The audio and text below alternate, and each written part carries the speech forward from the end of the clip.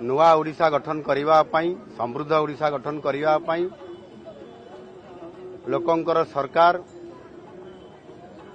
विगत 100 दिन है आज 100 दिन पूरीला ये 100 दिन महाप्रभुंकर ये श्रीक्षेत्र रे बड़दाण्डर आमर शरधा बाली रे आज एक 100 दिनिया पालनर पर्व थिला और से शुभ अवसर आज आम महाप्रभु श्री जगन्नाथ को आज दर्शन कलु।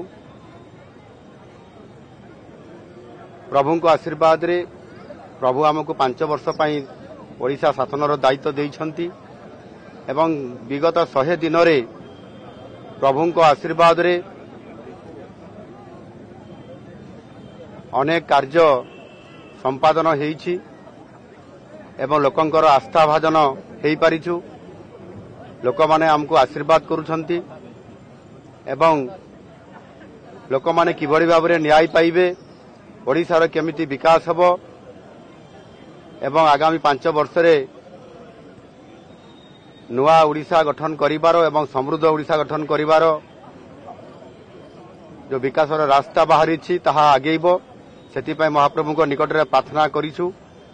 महाप्रभु निश्चित भाव में हमको आशीर्वाद करिसंती एवं आगामी दिन में ओडिशार विकास भारत वर्ष रे सर्वश्रेष्ठ हब आउ सेतिपय प्रभु को निकट रे प्रार्थना जणैछु।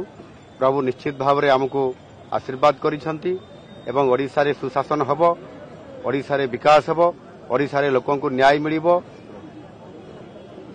ए कथा प्रभु को निकट रे मु प्रार्थना करिछि। प्रभु निश्चित भाव में आशीर्वाद देइछंती।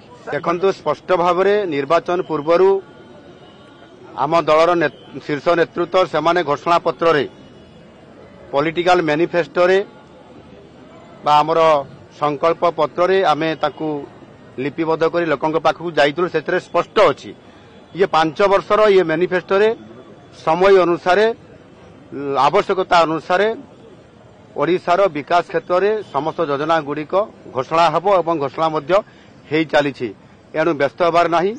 प्रभु को आशीर्वाद रे ये समस्त काम यथा रीति अनुसार एवं विधानसभा रे एवं सरकारंकर कैबिनेट रे सरकारंकर नीति स्पष्ट भाव में समय अनुसार हेब सेथिपई निश्चित भाव में सरकार सजाग अछंती एवं लोकंकर काम करिया पई सब बळे सरकार रेडी अछंती। धन्यवाद।